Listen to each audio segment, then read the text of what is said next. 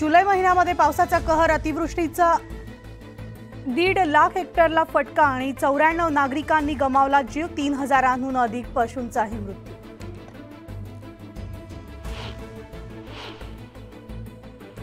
पीक विम्यासाठी जुलै अखेर राज्यभरातून 1,65,00,000 अर्ज दाखल। राज्यातील 1.10 कोटी हेक्टरवरील पीक संरक्षित।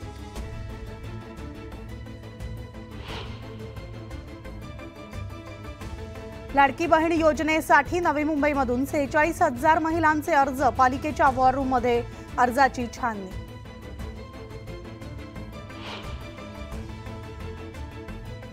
मोरबे धरणामध्ये 30 दिवसांमध्ये 53% पाणीसाठा वाढला। नवी मुंबईकरांची पाणी कपात रद्द।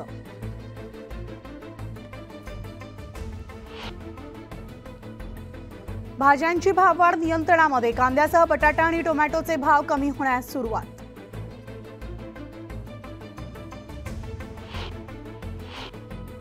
रिक्षा चालकांना विमा आर्थिक मदत मिळणार, सरकारकडून कल्याणकारी मंडळाची घोषणा।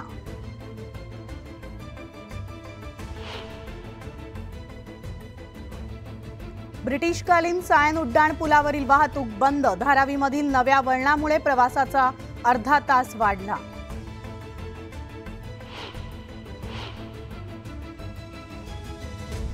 सर्वोच्च न्यायालयाच्या अमृत महोत्सवी वर्षानिमित्तानं 75 रुपयांचं विशेष नाणं जारी केलं जाणार।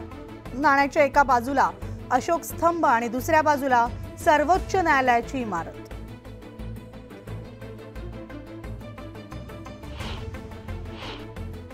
बेस्ट वाचवण्यासाठी गणेशोत्सव मंडळांना साथ, मुंबईकरांना एकत्र करून बेस्ट बचाव अभियान।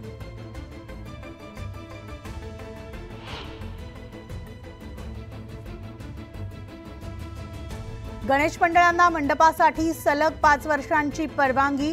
6 ऑगस्ट पासून एक खिडकी योजनेनुसार मिळणार ऑनलाईन परवानगी।